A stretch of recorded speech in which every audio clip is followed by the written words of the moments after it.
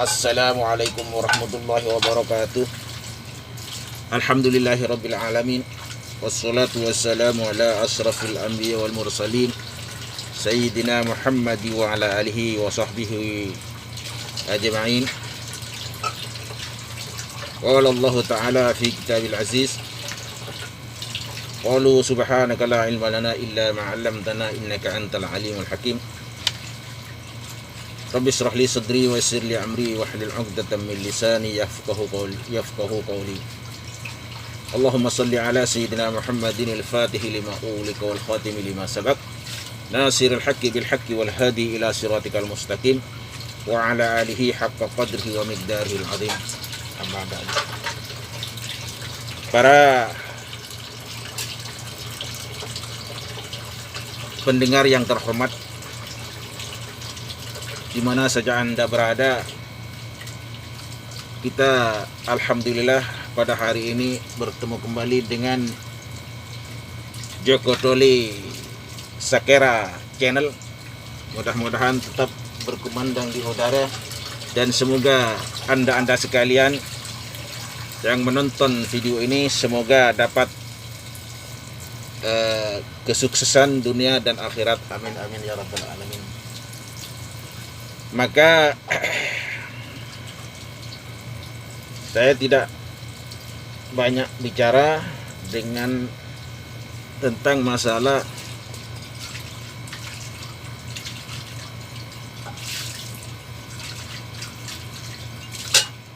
agama Islam, yang mana umat Islam berpegang teguh dengan Al-Quran dan Al-Hadis sebagai garis besar. Maka sebagian dari itu kami menghimbau kepada seluruh umat Islam di mana saja Anda berada, khususnya kepada umat Islam yang berada di Indonesia. Dan saya sebetulnya bukan ustadz, dan juga bukan kiai, juga bukan ulama, tapi saya ini sebagai kuli. Tapi dalam pendirian saya itu lebih dari kiai dan ulama, dengan berpegang teguh kepada Al-Quran dan Al-Hadis. Karena apa? Dari kecil saya, biar ada manfaatnya, dengan orang tua dititipkan kepada pondok-pondok pesantren, supaya kita punya pendirian yang sesuai dengan hukum-hukum syariat Islam. Maka dari itu saya ingin membacakan dalam Al-Quran yang efeknya itu insya Allah bisa kena kepada para ulama, juga bisa kena kepada para asatid, dan juga bisa kena kepada para santri dan santriwati. Jadi seperti apakah ayat-ayat dalam Al-Quran yang bisa efeknya kena kepada ulama, dan juga efeknya kena kepada para asatid, juga kepada santriwan dan santriwati. A'udzu billahi minasyaitonir rajim. Bismillahirrahmanirrahim. Watlu 'alaihim naba'al ladzi atainahu ayatina fansalakha minha fa'atba'ahu asyaitanu fakana minal ghawin. Kalau dibaca dengan tartil dan dengan langgam, bukan langgam Jawa, langgam yang biasa dibawakan oleh para qori dan para imam-imam yang suaranya bagus. Kalau suara saya tidak bagus, biasa saja. A'udzubillahi minasyaitonir rajim. Bismillahirrahmanirrahim. واتل عليهم نبأ الذين آتيناه آياتنا فانسلخ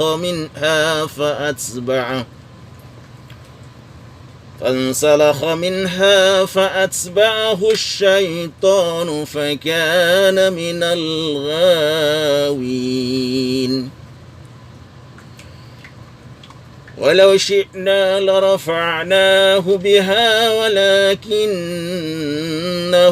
أخلد إلى الأرض واتبع هواه فمثله كمثل الكلب إن تحمل عليه يلحث أو تتركه يلحث ذلك مثل القوم الذين كذبوا بآياتنا فاقصص القصص لعلهم يتفكرون صدق الله العظيم. Inilah ayat yang tidak pernah diperhatikan oleh para ulama dan para asatid. Sebagaimana ayat ini tertutup dengan hawa nafsunya mereka.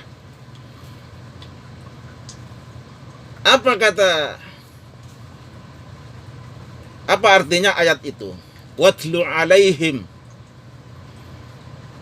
Itu watlu alaihim, utlu, dan bacakanlah Rasul, yaitu Muhammad, alaihim, pada mereka itu, terutama umat Islam, naba alladzi ataina, kabar yang menimpa, kabar yang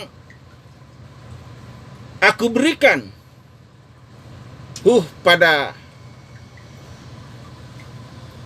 kabar tadi, ayatina, pada tanda-tanda aku, ayat-ayat aku, kata Allah.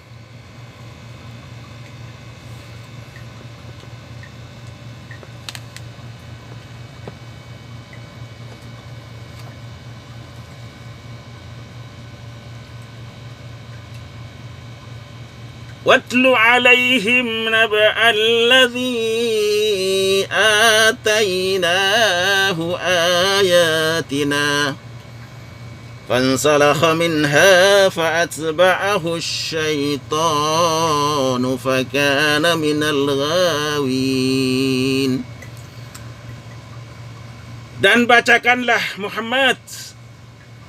Kalau nyebut Muhammad itu berarti kita kurang ajar. Jadi harus menyebut pangkatnya. Karena Nabi Muhammad itu punya pangkat Rasul. Bacakanlah Rasul alaihim, kepada mereka. Apa yang harus dibacakan? Berita orang yang telah kami berikan ayat-ayat. Berita yang Allah berikan ayat kepada orang itu. Tanda-tanda berarti dalil-dalil yang diberikan kepada mereka itu. Kemudian orang tadi yang diberi ayat, yang diberi tanda itu, dengan kebesaran Allah, fansalakha minha, kemudian melepaskan diri dari ayat itu, dibuang. Ayat-ayat Allah dibuang.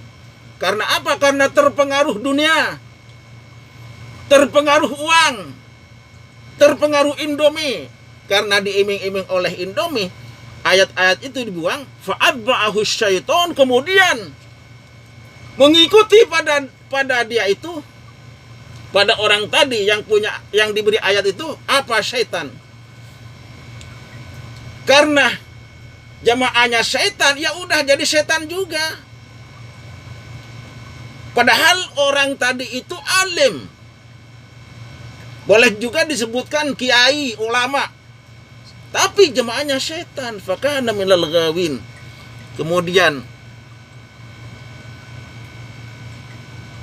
Kemudian maka jadilah dia itu termasuk orang-orang yang sesat. Ayat ini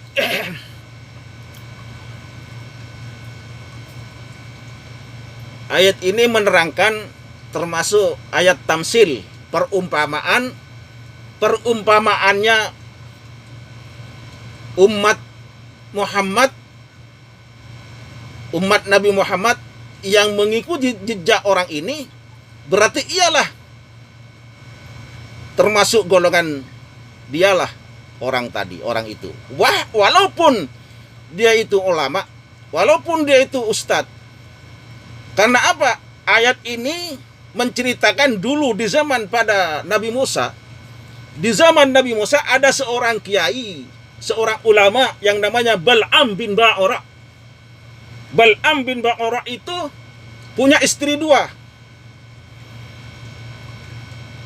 Karena Bal'am bin Ba'ura itu punya Ismul A'dham, dia itu memiliki Ismul A'dham, doa yang bisa mujarrab.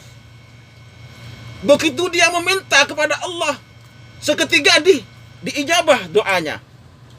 Doanya Bal'am bin Ba'ura itu.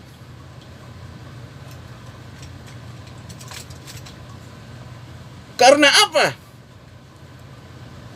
Karena ayat-ayat Allah yang dia pegang ditinggalkan, dibuang begitu saja karena teriming-iming dunia. Apa ceritanya? Ceritanya begini. Di zaman Nabi Musa ada 2 kelompok, umat Nabi Musa dan umat Fir'aun. Nah, jadi dikala itu umat Nabi Musa dan umat Fir'aun itu akan berkelahi atau mengadakan perang. Setelah itu Fir'aun ingin menang dengan perangnya melawan Nabi Musa. Maka apa? Fir'aun mengutus orang untuk meminta doa kepada Bal'am bin Ba'ura. Membawa apa? Membawa emas 1 talam untuk dihadiahkan kepada Bal'am bin Ba'ura. Itu ceritanya. Ringkas saja dengan cerita tadi, utusan Fir'aun tadi itu mendatangi Bal'am bin Ba'ura dengan bawa hadiah emas, dengan membawa hadiah uang 1 miliar perumpamaan. Terus si Bal'am bin Ba'ura menolak, tidak bisa mendoakan karena ini hukumnya tidak boleh dari Allah. Dengan hukum syariat tidak boleh untuk mendoakan supaya orang kafir menang melawan orang muslim. Kembali lagi. Jadi Fir'aun punya siasat, udah begini saja. Pergilah kamu kepada istri yang muda. Setelah itu utusan Fir'aun pergi ke istri yang muda. Dibawa emas 1 talam. Jadi kemudian dirayu, dielus-elus istri yang muda supaya meminta doakan golongan Fir'aun supaya menang berperang dengan umatnya Nabi Musa. Nah, setelah itu terus diambil emas tadi yang 1 talam dengan istri mudanya. Diambil, terus dia pergi ke suaminya, ke Bal'am bin Ba'ura. Mas, tolonglah kaum Nabi Musa didoakan supaya kalah perangnya. Dielus-elus suaminya, Bal'am bin Ba'ura dielus-elus. Karena sudah ada emas 1 talam itu, ya udah. Kalah rayuan dengan istri mudanya.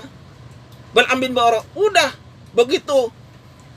Mendoakan sudah istilahnya mau mendoakan, imannya sudah dicabut dengan Allah Subhanahu wa taala.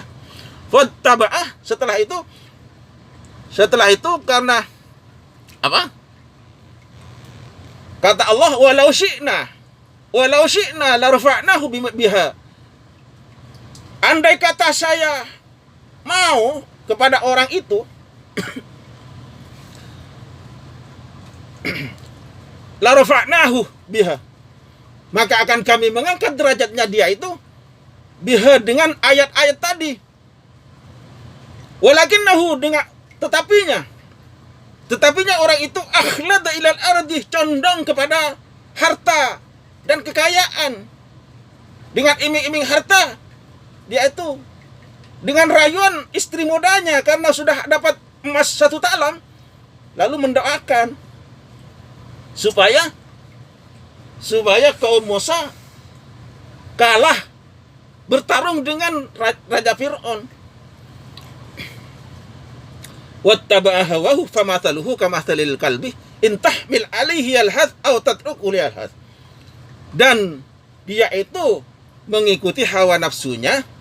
Karena mengikuti hawa nafsunya, maka perumpamaannya itu seperti anjing. Anjing itu gimana? Dia dihalau menjalur lidahnya, atau tidak dihalau juga menjalur lidahnya. Itu seperti anjing. Makanya kalau ulama, kalau asatid hanya menginginkan dunia, tidak menginginkan ukhrawiyah, itu seperti anjing yang menjalur lidahnya. Dzalika matsalul qaumil ladzina kadzdzabu bi ayatina. Itulah perumpamaan kaum-kaum yang mendustakan ayat-ayatku, kata Allah. Faksusil qasasah, maka ceritakanlah wahai Muhammad pada si kisah ini, pada cerita ini, menceritakan cerita ini kepada orang-orang banyak. Nah, ini tenggelam ayat ini, tidak pernah diceritakan oleh ulama-ulama yang sekarang. Out la'allahum yatafakkurun. Mudah-mudahan mereka itu berpikir, bisa mempunyai pikiran yang cerdas dan mempunyai pikiran yang punya pendirian dengan Al-Quran dan Al-Hadis. Inilah keterangan dalam Al-Quran yang efeknya kena kepada para ulama dan kepada asatid, kepada yang mana kebanyakan ayat itu disesuaikan dengan hawa nafsunya. Kalau hawa nafsunya ingin begini, ayat ya dicocokkan dengan hawa nafsu, boleh-boleh saja. Seperti apa? Seperti salam Pancasila. Salam Pancasila. Karena yang menerapkan itu bukan waliullah, tidak berjalan. Mana ada salam Pancasila itu? Halo, salam Pancasila. Padahal dalam Al-Quran sudah jelas. Banyak orang yang ngerti di atas. Saya ini tidak ngerti apa-apa, saya sebagai kuli. Ya ayyuhalladzina amanu udkhulu fis silmi kaffah. Ya ayyuhalladzina amanu udkhulu fis silmi kaffah. Wahai orang-orang yang beriman, masukkanlah tingkah lakumu dengan Islam. Masuk ke dalam hammam dengan cara Islam. Makan istrinya dengan secara Islam. Berberak dengan secara Islam. Itu ada salam Pancasila. Mana bisa jalan nggak salam Pancasila? Nggak bisa jalan.